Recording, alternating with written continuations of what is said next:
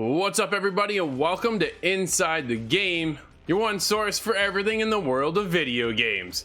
This is a very special episode as it's our 150th. That's right, 150 episodes airing right now. We couldn't have done it without all of your support over the years. Whether you watch us daily or weekly, we appreciate each and every single one of you. So thank you for hanging out with Inside the Game. What's coming up on today's episode? Well, why further delay? Here it is. It's the rundown.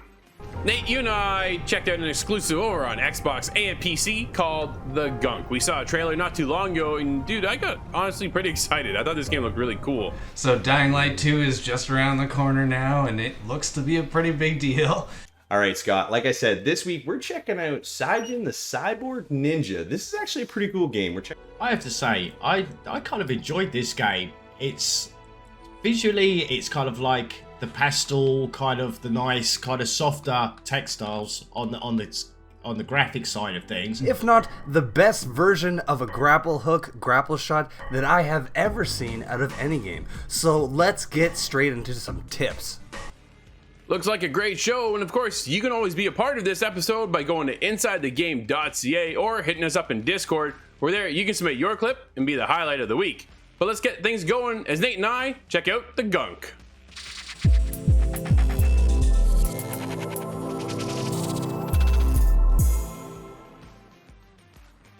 Nate, what the gunk?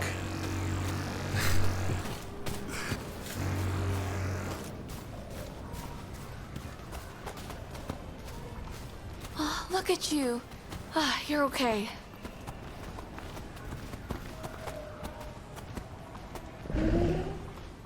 You're saying hello, aren't you?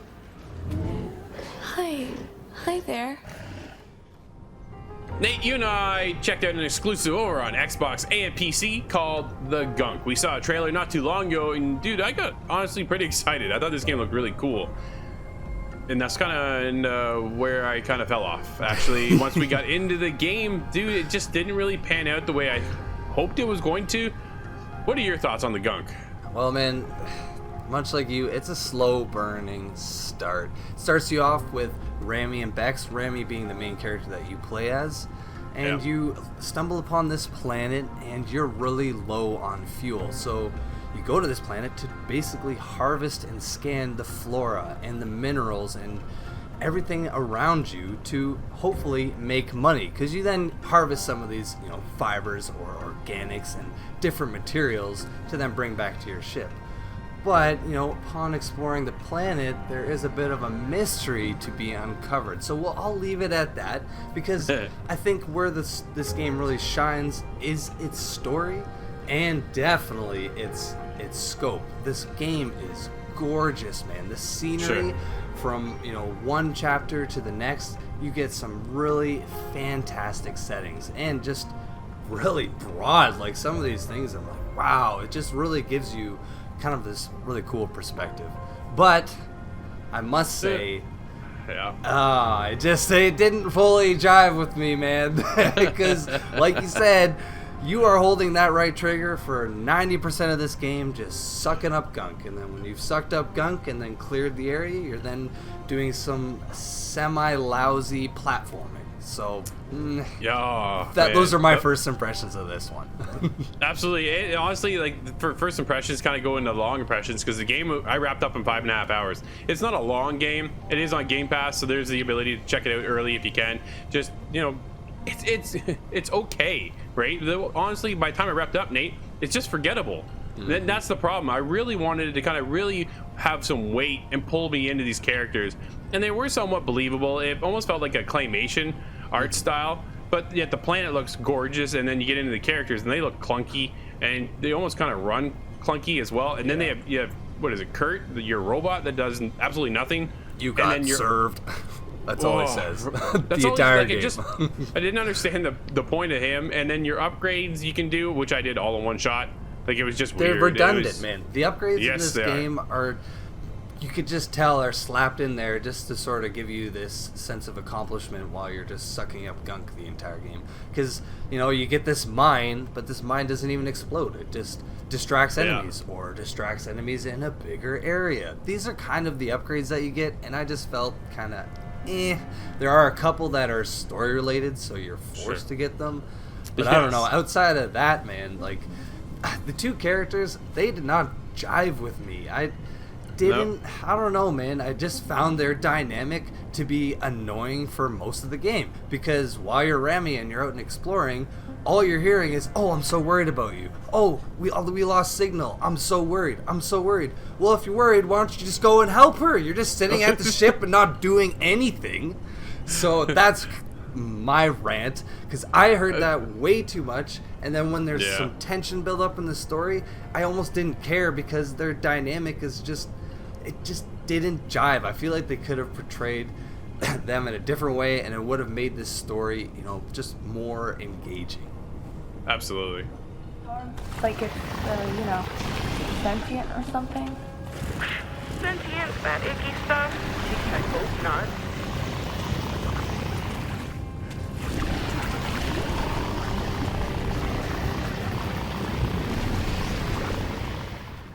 Well, there's always one question that we have to ask. How does it run on the Series X? Well, this game runs at 60 frames per second solidly. I don't think I had any frame drops my entire playthrough. I did get some weird kind of screen graphic issues. Whenever I'd clear the area, it would kind of get this weird square thing in my vision. And then, man, there were, I don't know, maybe like 10, 15 times where I would just get stuck while jumping. It just kind of took me out of the experience a little bit. So it's polished, but again, the performance definitely is pretty good. So I don't know, man. I think we've had enough conversation about this one. So what are you gonna score the Gunk? You know, it's tough. It's unfortunate how this one kind of plays out. I thought some of the camera angles just didn't jive with the rest of the world. Like you say, you get stuck in these little corners and sometimes hung up on these rocks and things like that. Just unnecessary, right? And it just didn't have the quite that pull that I was hoping to have, gravitational pull to the characters. For me, dude, the story's just forgettable, and unfortunately, I'm gonna forget it with a 6. Okay, man, that's fair enough. I, unfortunately, am actually a little bit lower than you, man. I didn't really jive with the characters. The really strong points of this game was the graphics, to be completely honest, and I guess the performance. But that's not why you don't want to score a game high based on those two things. So, for me, man, it's going to get a 5.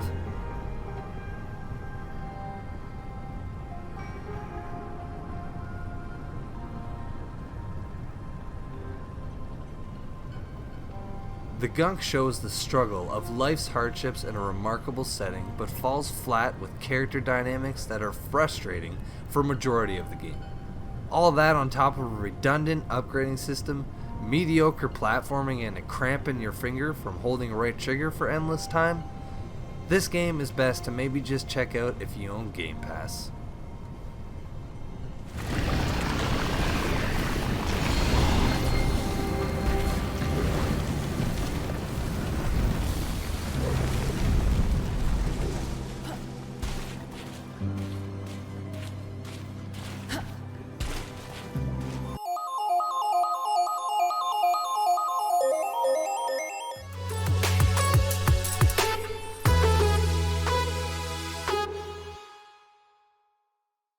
Well, guys, it's fair to say our backlog is absolutely massive, but there's definitely a few games we should all wrap up before 2022 hits. Nate, what's on your list?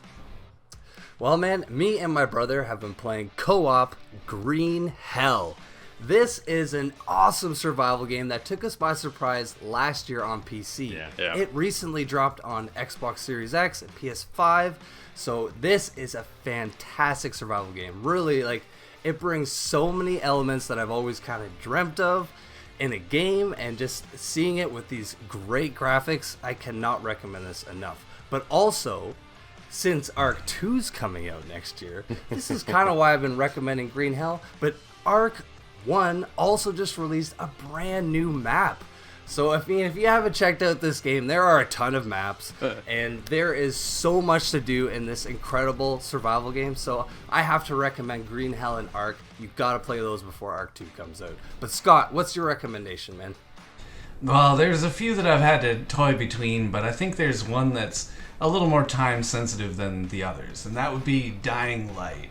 So Dying Light 2 is just around the corner now, and it looks to be a pretty big deal. But if you haven't played Dying Light 1, I think now's the time to get into it. It's a lot like Dead Island, but has a lot of this parkour element going on, and you want to get a little bit of the rust knocked off before you head into the brand new one. But yeah, Cory, I'm curious to see, what do you have on the go? Well, it's something I actually haven't played in a little bit, but it's something I've played a ton of, and that's AC Valhalla. I mean, with all the DLCs that have dropped for this game, I've kind of made my way through all of them through the stories, but there's a lot of things that I need to clean up. And with the release of the new DLC Ragnarok coming out next year in March, it's going to be one of those things that I'm just looking forward to, you know, making sure that when I get into this, I'm kind of ready for this new story, and I'm ready because they're saying we're getting about 40 hours of extra gameplay to the point where people were like, should this be its own game? But they actually have said it ties a lot in with the Viking mythology, and they really want to be able to kind of connect all those stories with this DLC. So honestly, I'm cleaning up AC Valhalla, and I think you should too before the new Ragnarok DLC drops. Awesome, dude. That game is very cool. Scott, I'm right there with you though. However, the game I'm talking about is just around the corner, and honestly, it's my most anticipated game of 2022. So if you have not finished Horizon Zero Dawn, I highly recommend it because Horizon Forbidden West is just a couple months away. It's a continuation of Aloy's story, and it's only getting bigger. So it's definitely one you need to finish before you jump into the sequel. You never want to kind of start at the sequel. You got to go to the first one. So make sure you head over there. If you have a game to finish up, let us know. InsideTheGame.ca.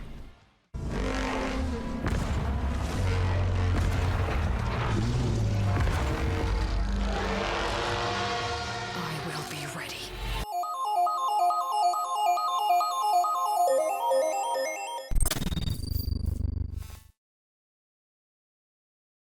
Alright guys, so the Gunk has come out, and Drew and I, despite not having the best time with this game, I must say the achievements in this one are pretty fun, and it's pretty easy to achieve. So with this video, I'm going to give you a quick tip on how to get Take Charge for 50 gamer score.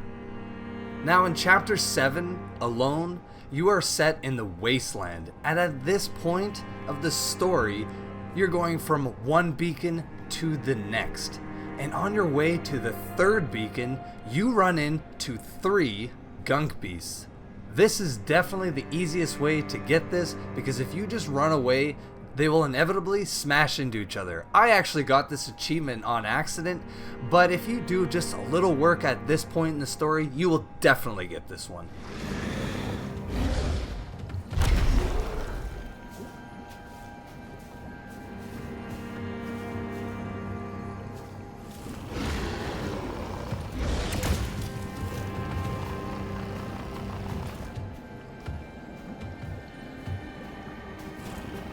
But that's it guys, make sure you smash those 2 Gunk beasts together and grab that achievement.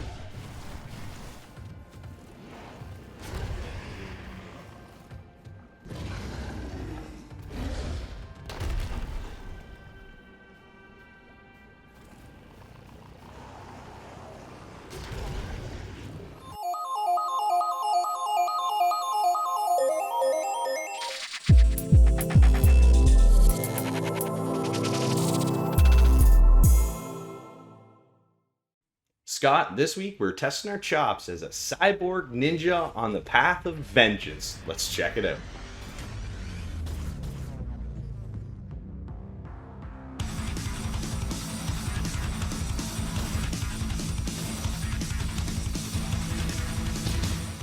All right, Scott, like I said, this week we're checking out Cyjin the Cyborg Ninja. This is actually a pretty cool game. We're checking it out on Steam. I want to preface with saying, because I think this is probably one of the best parts about this game, it's only $11.50. So we're going to get on to how the price and the value works out with this game a little bit later, but I just want to start the review with that because honestly, this is a good price for what we're getting here in this game. Right off the bat, we are actually jumping in as Seijin, and he is a cyborg ninja that has been kind of cast away from his clan, and now now he is on the path for vengeance to kind of get back at the people that cast him away. It's a very light story jumping into this game because it kind of gets you right into the gameplay, and that is actually one of the biggest draws here, is the way you control your character on screen. We are playing this kind of precision platformer puzzle style game, and we're using only the mouse. And this is a really cool way of playing a game, because honestly, normally as a gamer, we're used to using both of our hands, especially with a mouse and keyboard situation. But here we're actually playing with just the mouse only. There are options for a couple keyboard controls if you would like, but this game can be solely played with just the mouse. And I thought that was really cool. It made it a little bit difficult because you have to kind of get used to the way that mechanic works. But at the same time, Scott, I actually had a blast playing this game. What did you kind of think jumping into this one? Well, I looked at the movement and I thought, well, this is interesting. I've only seen this done once before, and that's on Dundara. And that was a pretty interesting game itself. But to see it used in a much more high-paced fashion, I think it fit Seijin really well. But you're hopping around and you're moving through these different levels, and oh boy, can it get punishing. Oh man, can it ever. I mean, there's 6 different worlds we travel through here that end each world with a boss. And as we noticed when we went through the first few worlds that you go through, they're, pretty intense, but you kind of get the feel for the game, and they do a good job of kind of spacing the enemies out and giving you checkpoints at what I would consider pretty reasonable, distances apart from each other. But you know what? Even if you finish the first world and jump into the second, the difficulty starts to spike quickly. And I mean, not even just in the boss battles, just getting around the different terrain for each type of world. And they all are kind of changing each time, mostly in color and enemy type. But for the most part, they do a good job, because visually, I thought this game looked really good. The movement around screen is very fast paced, so they do a good job at not having too much kind of blur effect or anything like that. Yeah. Everything's very sharp, crisp, and clean the way that it's animated.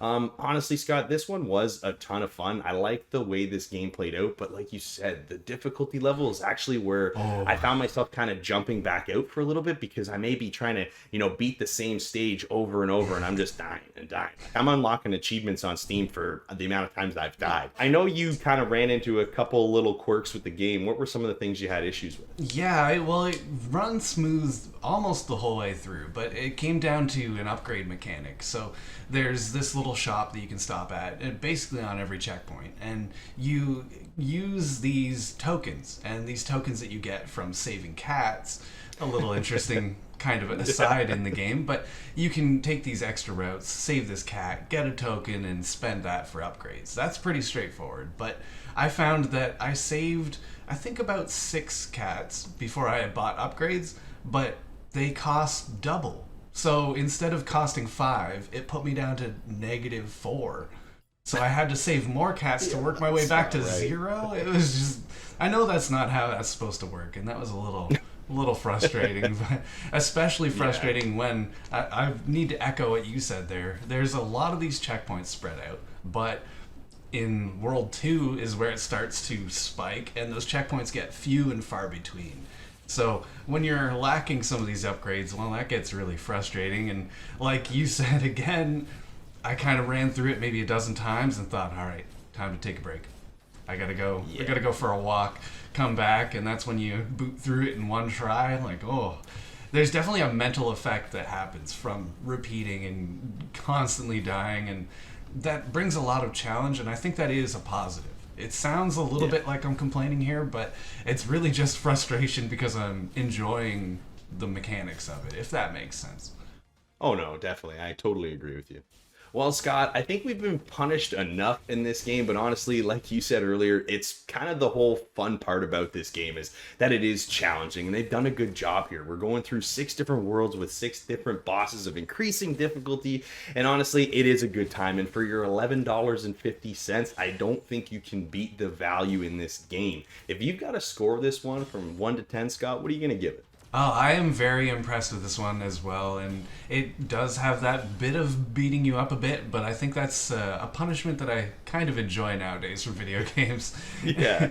Stylistically, it looks great. It totally fits, the kind of world that you're jumping through, and the simplicity of one hand doing the mouse movement, I really like that as well. I think that's very unique and solid.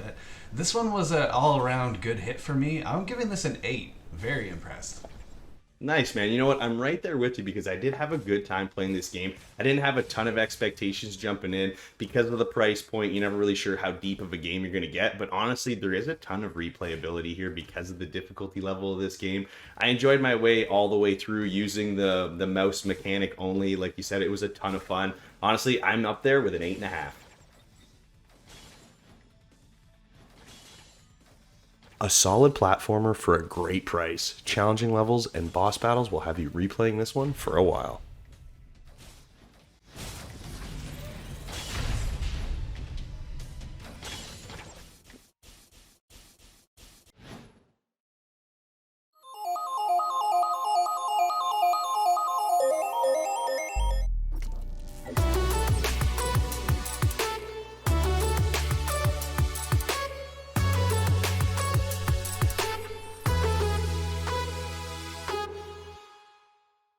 I'm thinking about what review was my favorite to work on, and I'm looking across about 150 episodes. It's been quite a long ride, but there's one standout, and that's for sure. That has to be Daymare, 1998. That game totally surprised me completely out of left field. It had that action, kind of like Resident Evil style, but it subverts your expectations and it becomes so much more. All in all, my absolute favorite to review. Oh, what the heck. I'll lend a hand.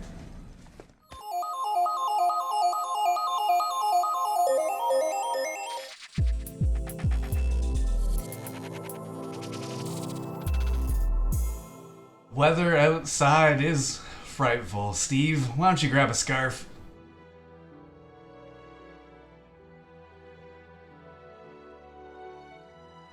Steve, we're back this week and we're taking a look at Scarf. This is from Uprising Games, and I didn't really know anything about this title heading into it. It's full of a lot of mystery, but what was your first impression? I have to say, I kind of enjoyed this game. It's visually, it's kind of like the pastel, kind of the nice, kind of softer textiles on the graphic side of things. The storyline is a little bit obscure for me at the moment. The idea I get of it is there's a creature that can metamorph into like a fabric, and the humans have been using the fabric to make portals and things like that.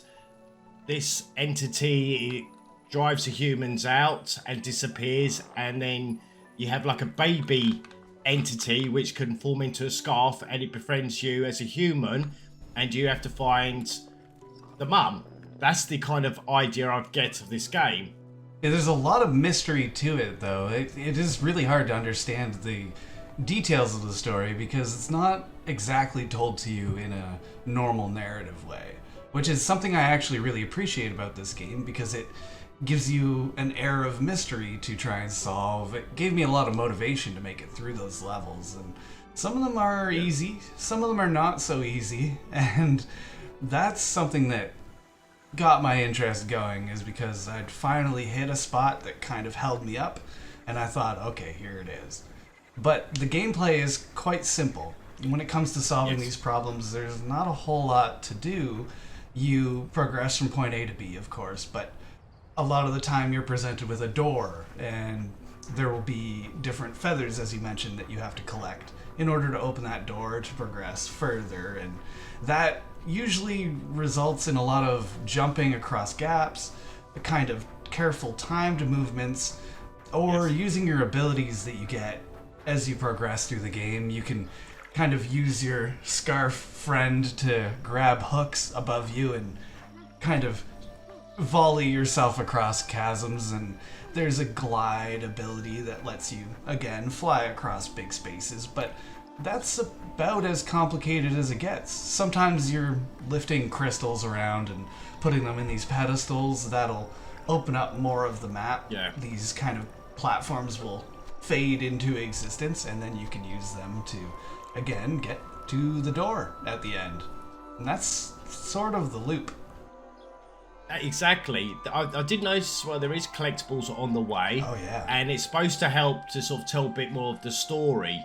I haven't found too many at the moment, and I'm sort of stuck on one of the levels at the moment. I believe there's only 3 levels. Yeah. On this one, like an underwater, like a desert, and then a forest kind of one. And at the moment, like I said, I've only found 1 item, and I'm still trying to progress through this and find out what the story is about. From what I can gather, jumping through these 3 worlds is kind of this atmosphere of sadness. There's kind of these ruins everywhere, and there's these called shade entities, and some of these souls that you collect along the way, which again wasn't quite explained well, but it gives a kind of an eerie, dark feeling to the game that's otherwise very bright. The artistry in this is quite pleasing to my eye, at least, and there's kind of a different palette slop going on between the 3 levels. I have to say the forest is absolutely my favorite, just because it was a little more positive, if nothing else. Kind of like a mellow, chill out music as well. And in some respect, it kind of it suits the game, because it's not a fast-paced game. Mm-hmm. It's very slow. It is kind of slowish until you know what you're doing, because not really knowing what the story you have to do, and then solving out the puzzles. And like you said, the puzzles are not hard at all, really. I found some of them, it's either moving blocks to form a picture or somewhere below, or like I said, moving crystals to make platforms materialize so you can get to these feathers that will eventually unlock either a bridge or something to get you to the end part to move on to the next stage. It just takes a little bit of thinking. It's not as easy as walking to the door. It could be a lot more action-packed, but I don't think the game really needs it in this case. It's more of a lone experience, kind of just a mystery. It's not about fighting the monsters on the world or anything like that. Scarf was quite a mystery when I jumped into it, and getting through it remains a mystery, but it's something that has stayed on my mind and keeps me coming back. I really have enjoyed this game, despite it being not very action-packed. But I think that's actually the mark of a good game here. If I'm going to put a score on this one, I think this is a very solid entry. I'm going to give this a 7.5. A little bit of tweaks here and there, but I'm very happy with it. Yep. I'm with you on a lot of things. I did enjoy this game. I think it'd be good played on maybe the Switch or something like that, like on the move. And for me, I'm getting this a little bit less than you. I'm giving this a 7. Scarf is a very calm and mysterious platforming adventure. It has beautiful environments to explore and light puzzles to solve.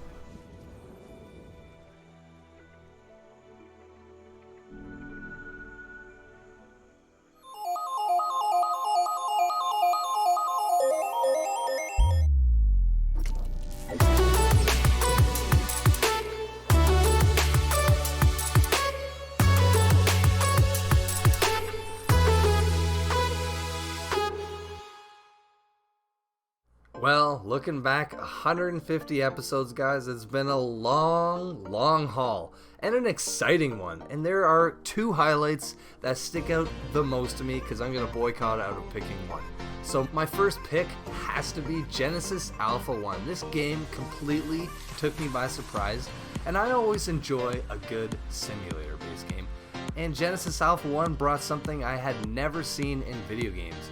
This sort of planetary exploration while building your ship and your crew and mixing human DNA with all sorts of different DNA from different planets. It was really cool, and I loved this game. But I have to give a shout out to Doom Eternal, because this is one of my favorite games of all time, and to have had the privilege to be able to review that game, it was a milestone for me, guys. So those are my 2 picks looking back at the 150 episodes.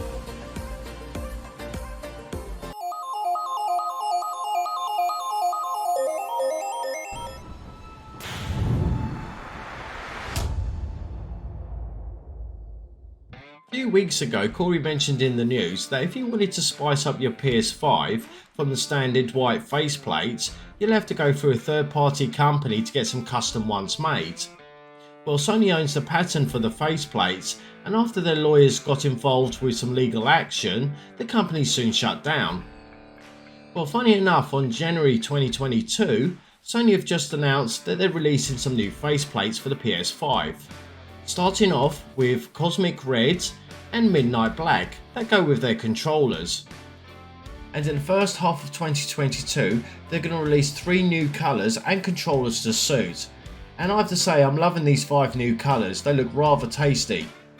So the 5 new coloured faceplates and controllers to suit are now going to be Cosmic Red, Midnight Black, Nova Pink, Starlight Blue and Galactic Purple. Well, I've asked Santa for a brand new PS5 DualSense controller for Christmas, so it's either going to be Midnight Black or Cosmic Red. So I'll definitely be thinking about picking up these new faceplates to match the controller in the new year. They've also mentioned the cost for these fancy faceplates for your PS5, and it's going to be $55 US or it's going to be $70 Canadian.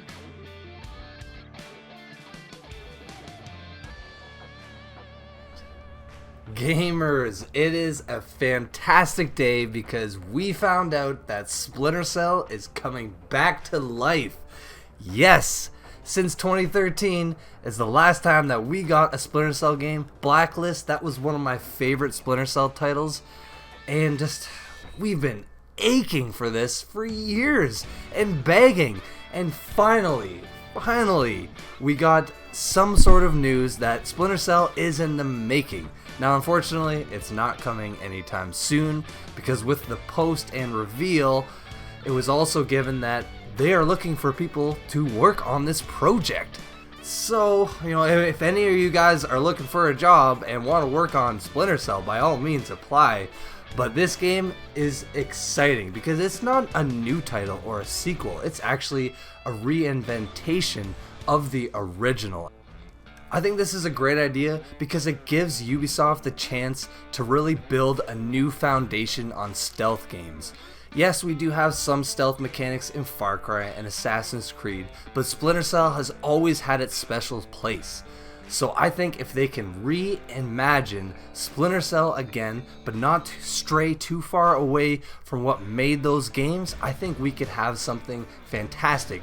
And after that game, maybe we will get a sequel. We'll see Sam Fisher all old like he is in Rainbow Six Siege. Or maybe we'll get, a remaster of Splinter Cell 2. We'll have to see what happens, but guys, let me know if this excites you. Hit us up on InsideTheGame.ca.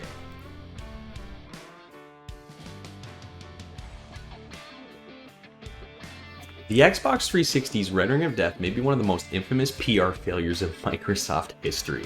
It was just one of those things when it happened, they lost over $1 billion because these consoles' hardwares were just failing. People were getting these red rings. Well, you know what? In the new Power On, the Story of Xbox miniseries that's being released, we can commemorate a piece of history in this kind of, dark timeline in Xbox's story by being able to get a poster sold by Xbox on the Gear Store picturing the Red Ring of Death, and underneath it says Red Ring of Death. And I'll tell you, this is, as funny as it is a piece of history, and for $24.99, I think it's definitely worth the money. It's one of those things that if you ever had a console that did this, you can feel that photo. It's just one of those things that was just crushing the gamers. The Xbox 360 was never really able to shake that event, and people always questions its reliability, and it was one of those things where it kind of helped PlayStation get ahead during those console wars.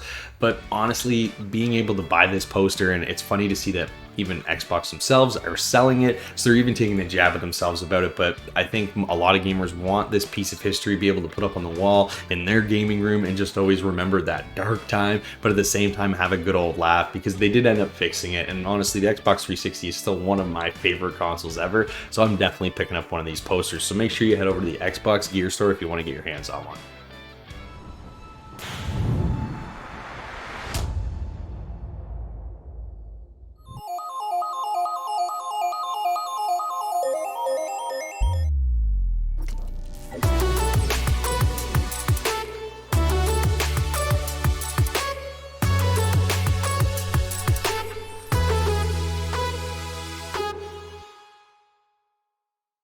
150 episodes is a lot. We've done a ton of reviews, and honestly, this one was a tough one for me. I had a tough time picking which one was my favorite, so I had to go digging through some of our episodes, and I'm going all the way back to 2019, episode 49. I got the pleasure of interviewing Jordan from Big Blue Bubble Games at EGLX to talk about their game Foregone.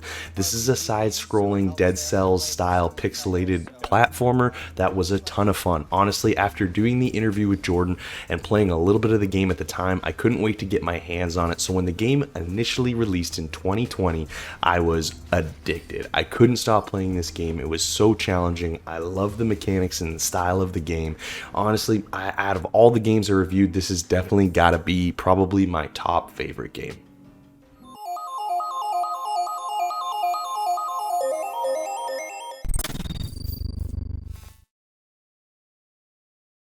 Well, if there's one thing that we can all agree on with Halo Infinite, it's that the grapple shot is one of the best features put into this game and franchise. If not the best version of a grapple hook grapple shot that I have ever seen out of any game. So let's get straight into some tips. So starting with tip number 1, and just the tip, we'll go with movement/momentum. The grapple shot, of course, can get you to a high place that you normally couldn't jump to, but it also has the potential to really swing you far in a forward direction. The key to this is making sure that your camera is in the right position, because if it's slightly off, you'll end up clearing not much distance.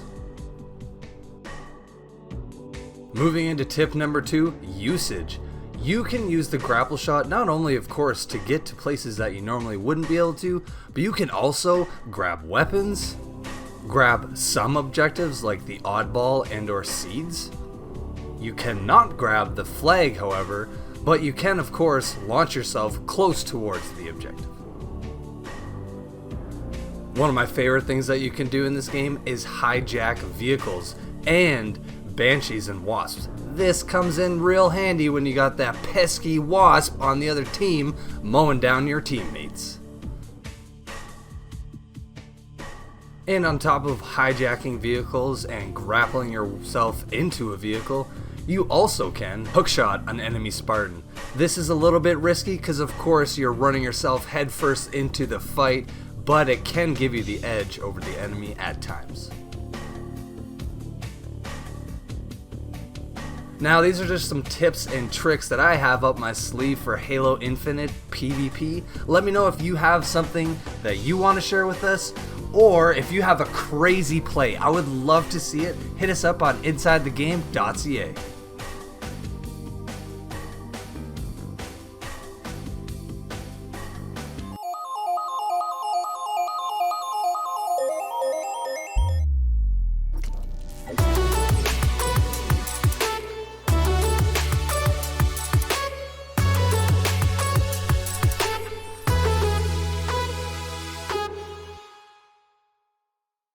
It's been 3 seasons at ITG, 150 episodes. We've reviewed a ton of games here on the show, and now we're looking back and choosing our favorite. Well, kind of. I got a favorite and a shout out. I'm going the way with Nate. I can't just pick one. You know how many games we've reviewed? It's been crazy. We're busy. There's a ton to talk about. However, I gotta give a shout out to Lost Ember. This was such a heartfelt story, and it really took me and my wife by surprise by the time we wrapped this up. Yeah, it's been a while since I cried in a game, so take a look at that one. But going for my all-time favorite, I gotta go with the one a couple years back. Is my game of the year. You probably know what I'm gonna say. None other than Naughty Dog's The Last of Us Part 2. What an honor it was to review this game. Ellie's story, the way it concludes, or whether or not you liked it or you didn't, it's kind of up to you, but there's just such a roller coaster of emotions in this game, and the gameplay, and the world building. There's so much love and care into this from Naughty Dog. Definitely has to be my favorite game for review of all time so far. But we'll see what happens when 2022 comes around, because there's a lot more around the corner for ITG.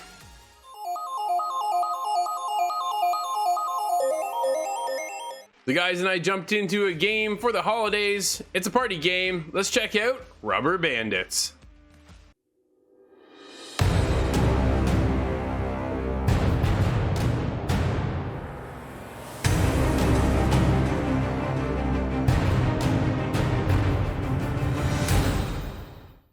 That's I haven't bad. collected anything, man. I just keep getting weapons over and over again.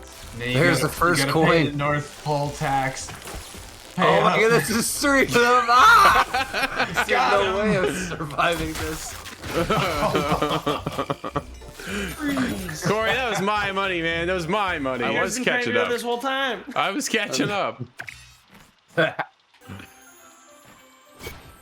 Oh, Santa's sleigh. This is Corey's map. No. We won the '98 tournament on this map. There's a fence post. Oh, come on, man. I just picked my money back up hit you. again.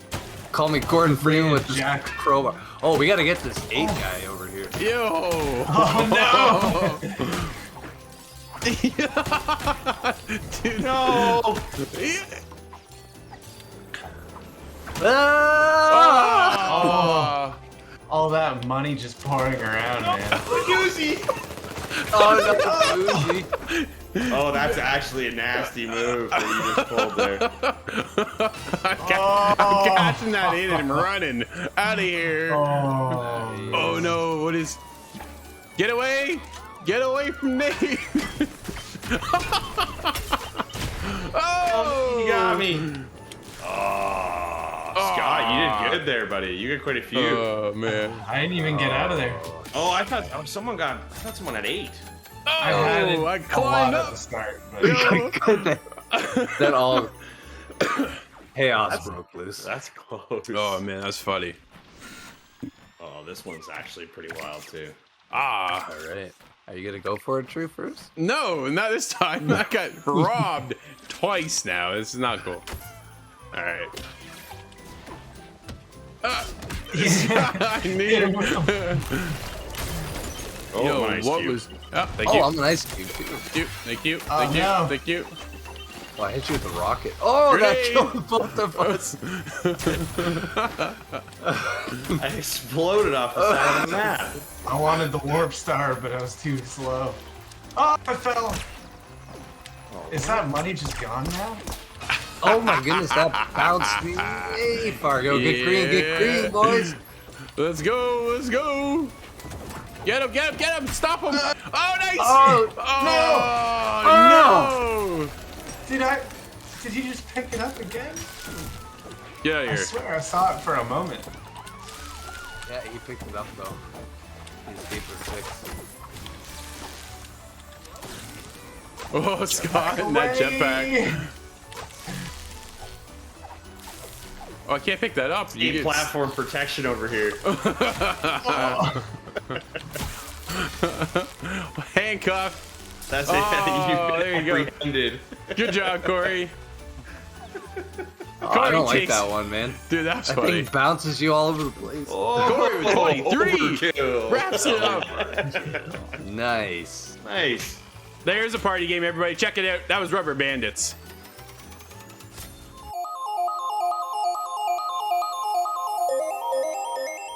Once again, thank you for hanging out with us, as this is our 150th episode. Over the last 3 years, it's been an exciting ride. We can't wait for what's coming around the corner in 2022. But until then, you can always be a part of our show by going to insidethegame.ca or hitting us up in Discord, where there you can submit your clip and end off our show. Now, of course, before we go, we have to wish everybody a safe and happy holiday from us here at ITG. To end things off, though, is our one and only Cory Askew, jumping into a game he hasn't been to in a long time. Until next year, everybody, we'll see you inside the game.